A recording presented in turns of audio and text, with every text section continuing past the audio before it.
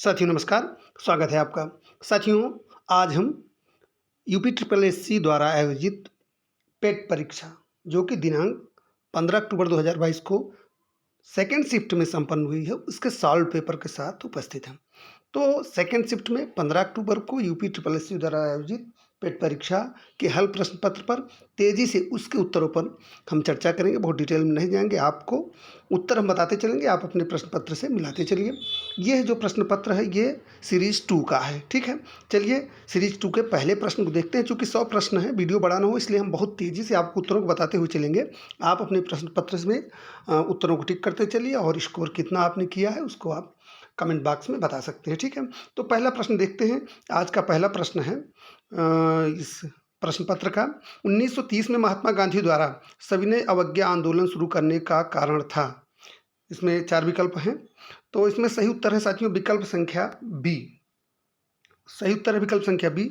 British शासन की बुराइयों को दूर करने के लिए 12 सूत्रीय कार्यक्रम वाले एक पत्र के माध्यम से वायसराय को बताना।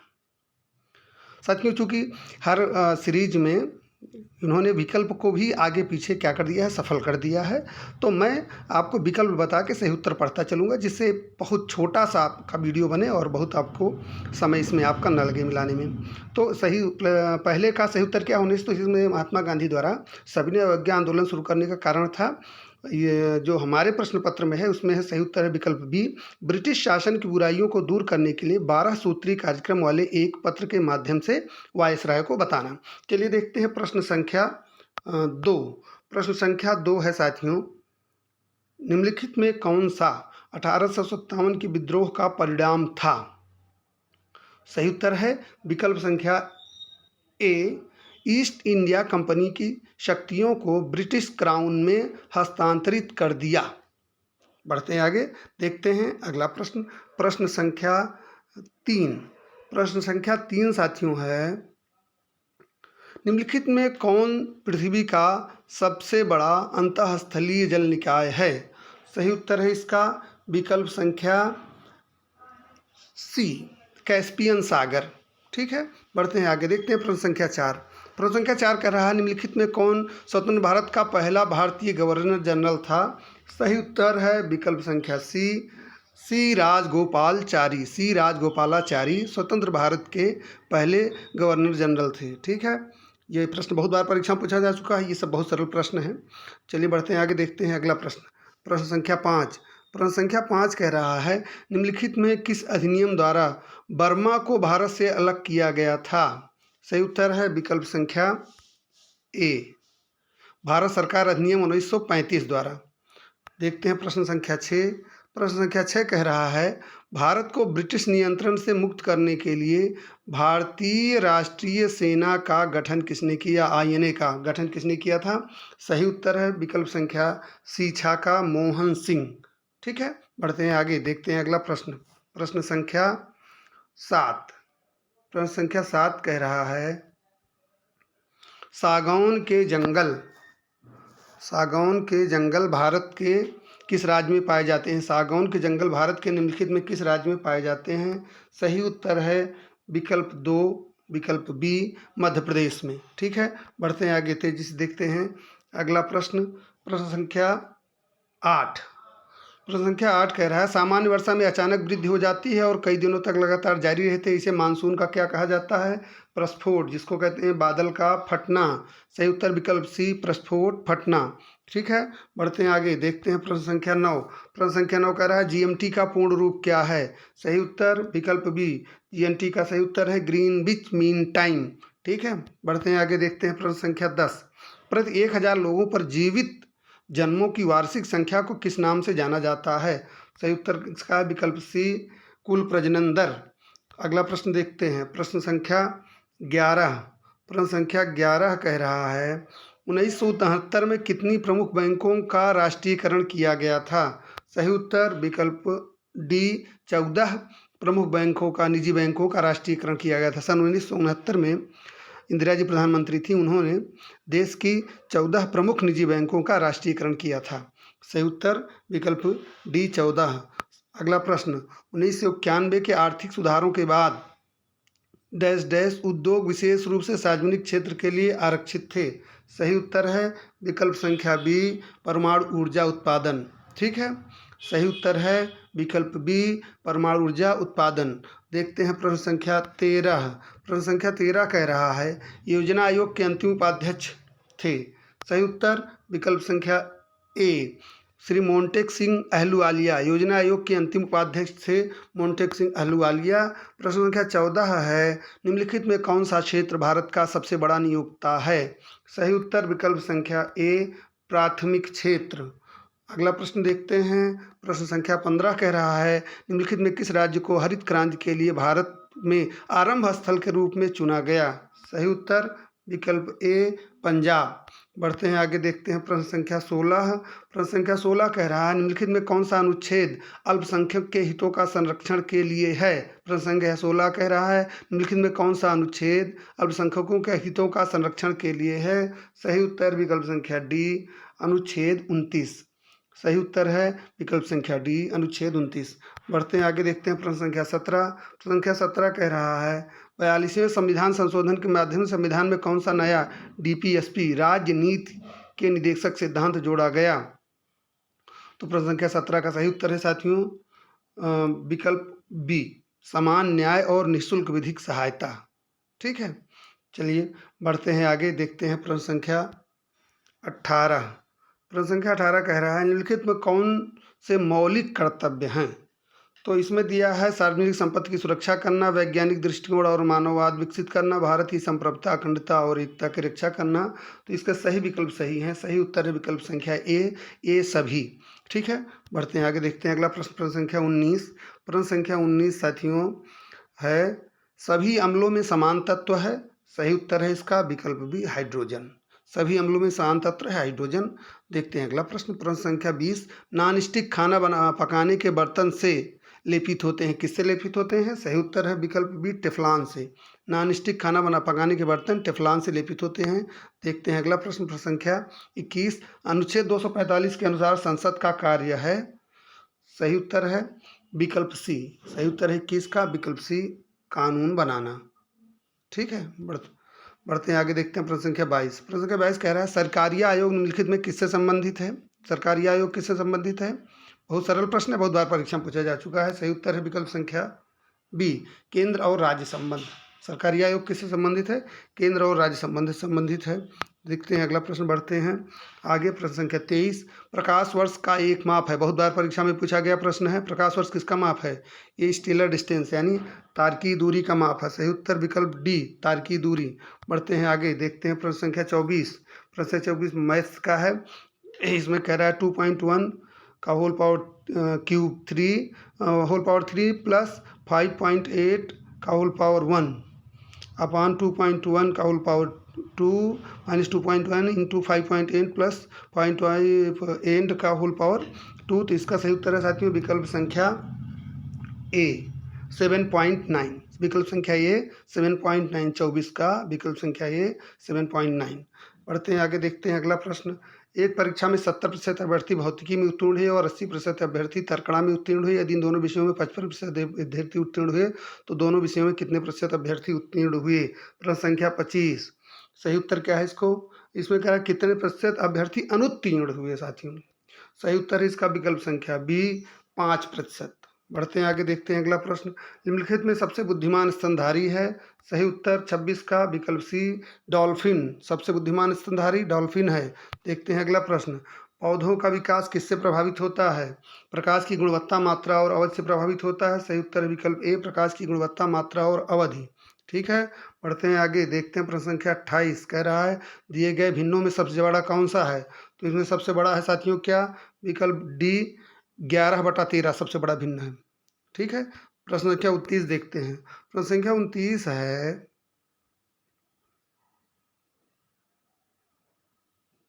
अंडर रूट 9-4 का रूट 5 इक्वल कितना होगा। तो इसका सही उत्तर विकल्प संख्या आपका 2 अंडर रूट 5 - 2। ठीक है। अगला प्रश्न कह रहा है, प्रश्न संख्या 30, 308, 125, 45, 120 और 102 का औसत क्या है?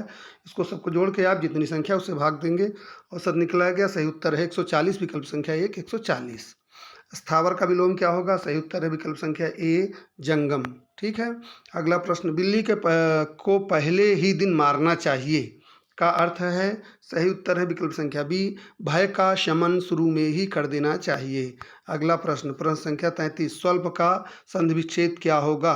प्रश्न संख्या 33, स्वल्प का संधि विच्छेद क्या होगा? सही उत्तर है विकल्प डी, सुधन अल्प। ठीक है। अगला प्रश्न, प्रश्न संख्या 34, इति ईति का सही अर्थ भेद है? इति ईति का सही अर्थ है भेद है, सही विकल्प है विकल्प बी, समाप्ति विघ्न। ठीक है। अगला प्रश्न बहुत सरल प्रश्न है, ईश्वर में विश्वास रखने वाला ये आस्तिक होता है। सही उत्तर है विकल्प संख्या 35 का ए, आस्तिक। प्रश्न संख्या 36 देखते हैं। प्रश्न संख्या 36 अंग्रेजी का पैसेज पर आधारित है। इस पैसेज को हम नहीं पढ़ेंगे, आपको सही उत्तर बताते हुए आगे बढ़ेंगे। According to the passage, what do school children gift their teachers? तो इसमें सही उत्तर है विकल्प संख्या सी, थैंक यू कार्ड्स।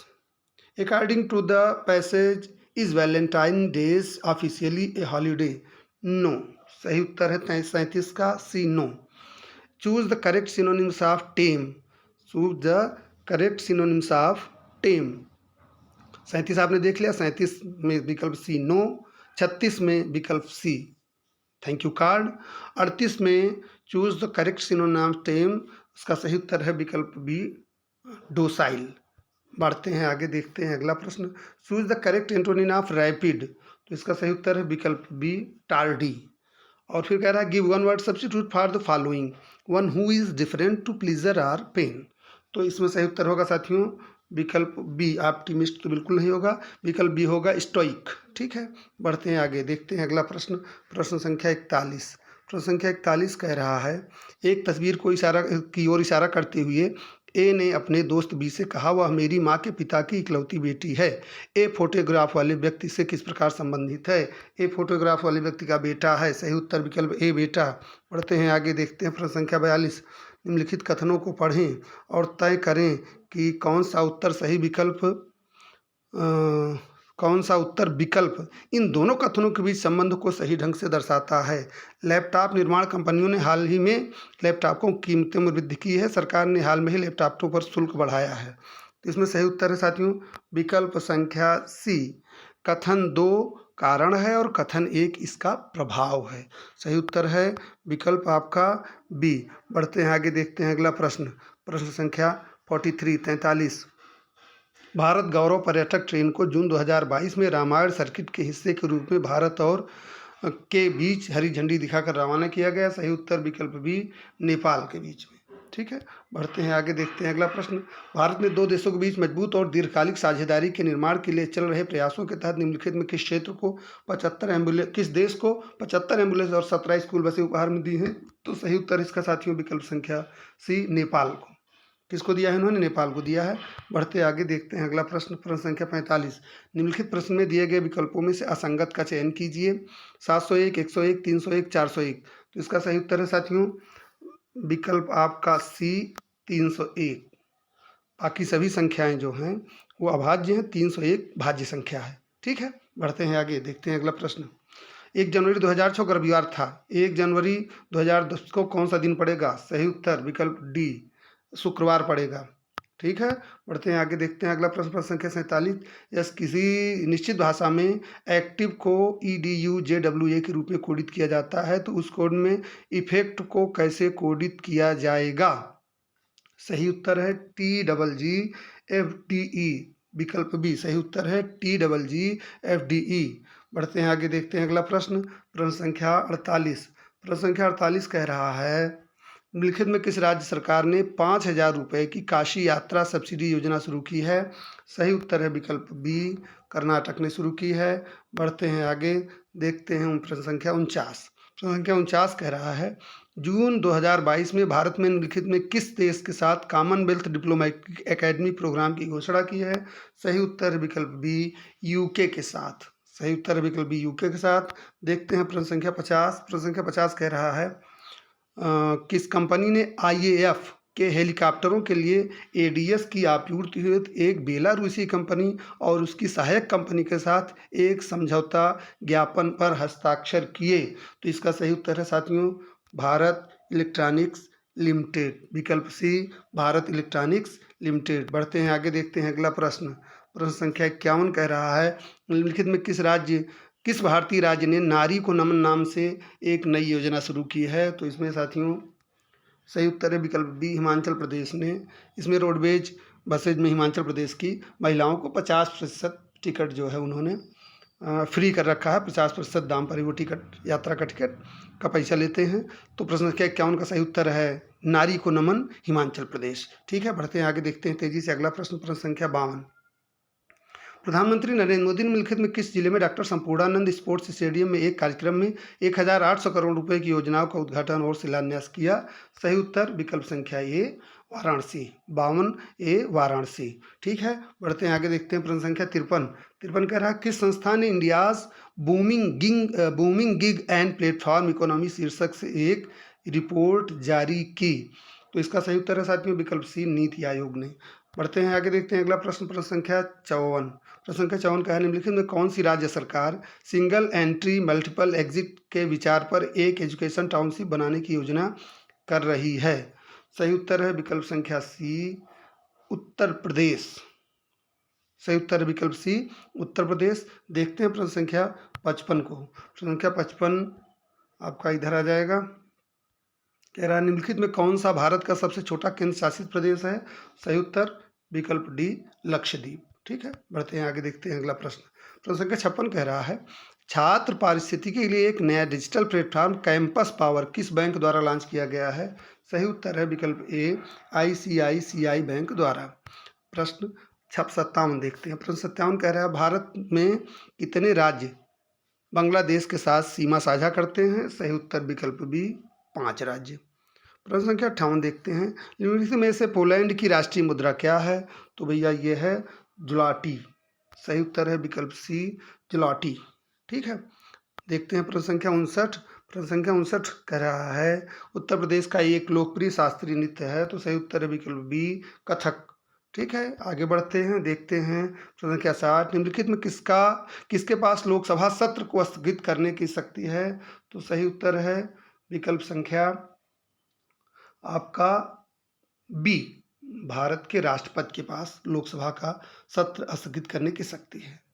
बढ़ते हैं आगे, देखते हैं अगला प्रश्न 61 अंतर्राष्ट्रीय अहिंसा दिवस गांधी जयंती 2 अक्टूबर। सही उत्तर विकल्प डी 2 अक्टूबर। प्रश्न संख्या 61 का सही उत्तर 2 अक्टूबर गांधी जयंती के दिन अंतर्राष्ट्रीय अहिंसा दिवस मनाया जाता है। बढ़ते हैं आगे, देखते हैं अगला प्रश्न वास्को डी गामा का मकबरा दफन स्थान भारत के निम्नलिखित में किस राज्य पर स्थित है? सही उत्तर विकल्प सी कोच्चि केरल में। ठीक है, बढ़ते हैं आगे, देखते हैं अगला प्रश्न आपका है प्रश्न संख्या 63 थॉमस कप किस खेल से संबंधित है? तो सही उत्तर विकल्प बी थॉमस कप साथियों बैडमिंटन से संबंधित है। 63 का सही उत्तर विकल्प बी थॉमस कप बैडमिंटन से संबंधित है। बढ़ते हैं आगे, देखते हैं प्रसिद्ध पुस्तक विंग्स ऑफ फायर बहुत सरल प्रश्न है, बहुत चर्चित प्रश्न है। विंग्स ऑफ फायर किसकी आत्मकथा है? ये डॉक्टर APJ अब्दुल कलाम की आत्मकथा है। ठीक है, बढ़ते हैं आगे, देखते हैं प्रश्न संख्या 65 ग्लोबल वार्मिंग का अपेक्षित परिणाम है समुद्र के स्तर में वृद्धि, तटीय रेखा में परिवर्तन, फसल पैटर्न में परिवर्तन। तो इसका सही उत्तर क्या है? इसका सही उत्तर है ए सभी। विकल्प संख्या ए सभी। ठीक है, बढ़ते हैं आगे। ये साथियों कह रहा है प्रश्न संख्या 66 से 70 ये अनुच्छेद पर आधारित प्रश्न है। अनुच्छेद मैं नहीं पढ़ूंगा, बहुत लंबा अनुच्छेद है। आपको मैं सही उत्तर बताता हुआ चलता हूँ, आगे बढ़ता हूँ। इसमें देखिए पहला वाला जो अनुच्छेद है आजकल पढ़े लिखे लोगों को विदेशी संस्कृति और जीवन शैली आकर्षित कर रहे हैं। इसमें प्रश्न संख्या 66 से लेकर 70 तक के उत्तर इसी अनुच्छेद पर आधारित हैं। तो प्रश्न संख्या 66 की ओर हम बढ़ते हैं। कह रहा है प्रश्न संख्या 66 में आजकल पढ़े लिखे नवयुवक विदेश क्यों जाते हैं? इसमें सर्वाधिक सबल तर्क आपको कौन सा लगता है? तो इसमें सही उत्तर है विकल्प बी माँ बाप का सपना पूरा करने, सुख चैन की जिंदगी बसर करने तथा समाज में प्रतिष्ठा बढ़ाने के लिए जाते हैं। सही उत्तर है विकल्प संख्या बी 66 का। उसके बाद आपका हो जाता है प्रश्न संख्या 67 इस प्रकार के व्यवहार के साथ वे हमारे साथ कैसे रह पाएंगे? यहाँ कौन से व्यवहार की ओर संकेत है जिससे उनकी संतान उन्हें अपने साथ नहीं रख पाती? तो सही उत्तर है विकल्प संख्या डी। बच्चों के परिवार के सदस्यों, पत्नी और उनके बच्चों के रहन सहन, खान पान, पहनावे और चाल चलन पर एतराज और कटाक्ष करते होंगे। ठीक है, बढ़ते हैं आगे, देखते हैं प्रश्न संख्या 68। प्रश्न संख्या 68 कह रहा है, विदेश में जा बसे बच्चों के व्यवहार परिवर्तन के लिए कौन दोषी है? अनुच्छेद को ध्यान में रखते हुए सर्वाधिक प्रबल तर्क को चुनिए। तो सही उत्तर विकल्प ए, अधूरे संस्कार। ठीक है, बढ़ते हैं आगे, देखते हैं प्रश्न संख्या 69। विदेश में जाकर बसे बच्चों के माँ बाप अपने द्वारा भोगे जाने वाले कष्टों और दुश्चिंताओं की चर्चा किसी से क्यों नहीं करते? सही उत्तर है इसका विकल्प बी, 69 का, जग हंसाई से बचने के लिए। ठीक है, बढ़ते हैं आगे, प्रश्न संख्या 70। बच्चों की शिकायत है कि माँ बाप पत्नी और बच्चों के साथ एडजस्ट नहीं करते और अपनी पुराने जमाने की चीज़ों के यहाँ थोपना चाहते हैं। इसके लिए कौन सही में दोषी है? तो इसमें सही उत्तर है 70 का क्या साथियों? 70 का सही उत्तर है डी, 2 पीढ़ियों का अंतराल इसमें दोषी है। ठीक है, बढ़ते हैं आगे, देखते हैं अगला प्रश्न। प्रश्न संख्या 71 से 75 ये भी अनुच्छेद पर है। ये आज परिवारों का विघटन होता जा रहा है, ये दूसरा अनुच्छेद है, थोड़ा सा बड़ा है, इसको भी हम नहीं पढ़ेंगे। इसके उत्तरों की ओर हम बढ़ते हैं, इसके प्रश्न और उत्तर आपको हम उस पर चर्चा कर लेते हैं। प्रश्न संख्या 71 सीधे देखते हैं, आपको हम दिखा उस पर चर्चा करते हैं। आज के बुजुर्गों के लिए बदलते समय की कौन सी सर्वोचित मांग है जिससे वह चैन से अपना बुढ़ापा काट सकें? सही उत्तर विकल्प संख्या डी, बुजुर्ग बुढ़ापे के लिए कुछ अर्जित करके रखें और अगली पीढ़ी के सदस्यों पर बोझ ना बने और ना अपनी राय थोपें। ठीक है, बढ़ते हैं आगे, देखते हैं अगला प्रश्न। प्रश्न संख्या 72 कह रहा है, कौन से माँ बाप अपने ही घर में दीनहीन होकर बच्चों का मुंह नहीं ताकते? सही उत्तर इसका है साथियों, इसका भी सही उत्तर विकल्प डी है, जो माता पिता बदलते समय के साथ अपने आप को बदल लेते हैं और बहू बेटों और उनके परिवार को उचित सम्मान देते हैं। ठीक है, बढ़ते हैं आगे, देखते हैं प्रश्न संख्या 73। प्रश्न संख्या 73 कह रहा है, माता पिता द्वारा प्यार, दुलार एवं समस्त संसाधनों के दिए जाने के बावजूद आज की युवा पीढ़ी से वह आत्मीयता गायब है जो पुरानी पीढ़ी तक विद्यमान थी। इसका सबसे उचित कारण क्या हो सकता है? 73, तो इसका सही उत्तर विकल्प ए ही है, पीढ़ियों के अंतराल के कारण जीवन मूल्यों में के बदलने से युवा पीढ़ी अदूरदर्शी और असहनशील होती जा रही है और उसकी ग्रहणशीलता कम होती जा रही है। ठीक है, बढ़ते हैं आगे, देखते हैं प्रश्न संख्या 74। प्रश्न संख्या 74 कह रहा है, संतान के साथ रहने की इच्छा होते हुए भी कई माँ बाप के अकेले रहने का कारण कौन सा है? सबसे सबल तर्क कौन सा है प्रश्न संख्या 74 का? तो इसका सबसे सबल तर्क है साथियों विकल्प बी, माँ बाप का संतान और उसके परिवार के प्रति रूखा व्यवहार, वाणी का असंयम और बहू बेटों की जिंदगी में ज़्यादा दखलंदाजी। ठीक है, चलिए बढ़ते हैं आगे, देखते हैं प्रश्न संख्या 75। प्रश्न संख्या 75 कह रहा है, कौन से बच्चे अपने माता पिता को वृद्धाश्रम में भेज देने की बात करते हैं? प्रश्न संख्या 75, इसका सही उत्तर है विकल्प संख्या आपका सी, जो बच्चे संस्कारहीन और अविवेकी हैं और जो अपने भविष्य को नहीं देख पाते हैं। ठीक है, बढ़ते हैं आगे, प्रश्न संख्या 76। प्रश्न संख्या 76 कह रहा है, 2011 से 2015 के दौरान 5 जिलों से प्रतियोगी परीक्षा में उपस्थित उत्तीर्ण और चयनित उम्मीदवारों की संख्या के आंकड़े तालिका में उल्लिखित हैं। निम्न तालिका का अध्ययन करें और उस पर आधारित प्रश्नों के उत्तर दें। ठीक है, ये तालिका आप अपने पेपर में देखिए, हम आपको प्रश्नों के उत्तर तेजी से बढ़ाते चलते हैं। प्रश्न संख्या 76, किस जिले के लिए विगत वर्षों में चयनित उम्मीदवारों की औसत संख्या 0 है? तो सही उत्तर क्या है इसका? 76 का सही उत्तर है विकल्प ए, जिला ई। जिला ई से विगत वर्षों में चयनित उम्मीदवारों की औसत संख्या न्यूनतम है। बढ़ते हैं आगे, देखते हैं अगला प्रश्न। प्रश्न संख्या आपका 76 आपने देख लिया, हम 77 देखेंगे। हम जिला सी से चयनित उम्मीदवारों का प्रतिशत जिला सी से उत्तीर्ण उम्मीदवारों की तुलना में किस वर्ष में सर्वाधिक है? 77। तो इसका सही उत्तर क्या है साथियों? इसका सही उत्तर है विकल्प संख्या सी, 2012। बढ़ते हैं आगे, देखते हैं अगला प्रश्न। प्रश्न संख्या 78, जिला डी से उत्तीर्ण उम्मीदवारों का प्रतिशत जिला डी से उपस्थित होने वाले की तुलना में किस वर्ष में सबसे कम है? तो सही उत्तर है इसका साथियों विकल्प डी, 2014 में। अगला प्रश्न, प्रश्न संख्या 79, वर्ष 2011 में किस जिले में उपस्थित उम्मीदवारों की तुलना में चयनित उम्मीदवारों का प्रतिशत सबसे अधिक था? प्रश्न संख्या 79, सही उत्तर है विकल्प संख्या बी, जिला ए। ठीक है, बढ़ते हैं आगे, देखते हैं, कह रहा है समीक्षाधीन अवधि के दौरान जिला ई से चयनित उम्मीदवारों की संख्या इस अवधि के दौरान जिला ए से चयनित उम्मीदवारों की संख्या का लगभग कितना प्रतिशत है। ठीक है, तो सही उत्तर है इसका विकल्प डी 88.54%। ठीक है, बढ़ते हैं आगे, देखते हैं अगले प्रश्न को हम। प्रश्न संख्या 81 से 85, इसमें भी तालिका दी गई है। तालिका का अध्ययन करो, निम्नलिखित प्रश्नों को उत्तर दें। तालिका का अध्ययन आप करिए, हम अपने पेपर में देखिए आप, हम आपको सही उत्तर बताते हुए आगे बढ़ते हैं। कह रहा है प्रश्न संख्या 81, मार्च में कंपनी पी और आर द्वारा बेचे गए उत्पादों की कुल संख्या का अप्रैल में उन्हीं कंपनियों द्वारा बेचे गए उत्पादों की कुल संख्या से अनुपात कितना है। तो सही उत्तर है इसका साथियों प्रश्न संख्या 81 का सही उत्तर है विकल्प संख्या ए 59:80। ठीक है, बढ़ते हैं आगे, देखते हैं अगला प्रश्न। कंपनी एस द्वारा बेचे गए उत्पादों की संख्या में जनवरी में से अप्रैल तक कितने प्रतिशत वृद्धि दर्ज की गई। 82। सही उत्तर क्या है इसका विकल्प सी। सही उत्तर है विकल्प सी 82 का 64.71%। ठीक है, बढ़ते हैं आगे, देखते हैं अगला प्रश्न। कंपनी टी द्वारा मार्च अप्रैल और मई में बेचे गए उत्पादों की कुल संख्या में से 32% माइल्ड स्टील से बने थे। मार्च अप्रैल और मई में स्टोर टी द्वारा बेचे गए माइल्ड स्टील उत्पादों की कुल संख्या कितनी थी। तो इसका सही उत्तर है साथियों 83 का विकल्प बी 144 थी। ठीक है, बढ़ते हैं आगे, देखते हैं प्रश्न संख्या 84। फरवरी में कंपनी पी एस और टी द्वारा बेचे गए उत्पादों की औसत संख्या कितनी है अनुमानित। सही उत्तर विकल्प संख्या डी 118। 84 का सही उत्तर विकल्प संख्या डी 118। ठीक है, देखते हैं अगला प्रश्न। प्रश्न संख्या 85 आपका, कंपनी क्यू द्वारा जनवरी और मई में मिलाकर बेचे गए उत्पादों की कुल संख्या और समान महीनों में कंपनी आर द्वारा बेचे गए उत्पादों की कुल संख्या के बीच अंतर कितना है। तो इसका सही उत्तर क्या है 85 का साथियों, इसका सही उत्तर विकल्प सी 85। ठीक है, बढ़ते हैं आगे, देखते हैं अगला प्रश्न। प्रश्न संख्या 86 से 90 एक पाई चार्ट से प्रश्न है।